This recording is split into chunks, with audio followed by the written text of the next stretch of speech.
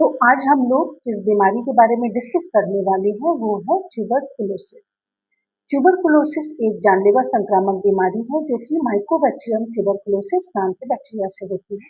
मानव इतिहास में जितने भी संक्रामक रोग हुए जैसे हैजा, इन्फ्लुएंजा, प्लेग, एड्स, मलेरिया, इनमें से मरने वालों की संख्या सबसे ज्यादा ट्यूबरकुलोसिस में देखी गई है। टीबी को क्षय रोग, राजयोग या फिर यक्ष्मा भी कहते हैं। टीबी का बैक्टीरिया हमारे फेफड़ों में सांस के माध्यम से ही फैलता है और जब भी पल्मोनरी टीबी का पेशेंट खांसता या छींकता है तो एरोसोलाइजेशन की वजह से ये बैक्टीरिया हमारे फेफड़ों तक पहुंच जाते हैं और पल्मोनरी टीबी कॉज करते हैं।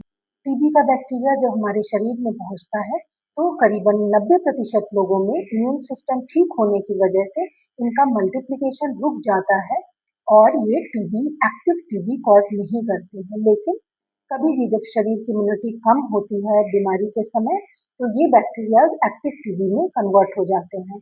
90% केसेस में जब टीबी का बैक्टीरिया हमारे शरीर में आता है तो ये लेटेंट टीबी के फॉर्म में वर्षों तक पड़ा रहता है। केवल 10% लोगों में ये एक्टिव टीबी में कन्वर्ट होता है।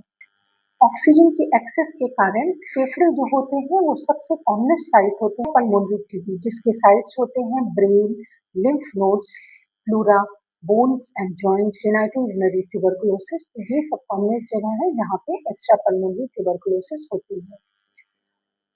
वर्ल्ड हेल्थ ऑर्गेनाइजेशन की रिपोर्ट के अनुसार अगर देखें तो करीबन 1/4 जो भी पल्मोनरी टीबी के पेशेंट्स हैं वो भारत में टीबी एक महामारी का रूप ले चुकी है। पिछले कई वर्षों से भारत सरकार के जो प्रोग्राम्स चल रहे हैं वो काफी कारगर तो हुए हैं, लेकिन टीबी को एलिमिनेट करने में हम पूरी तरीके से अभी सक्षम नहीं हुए हैं।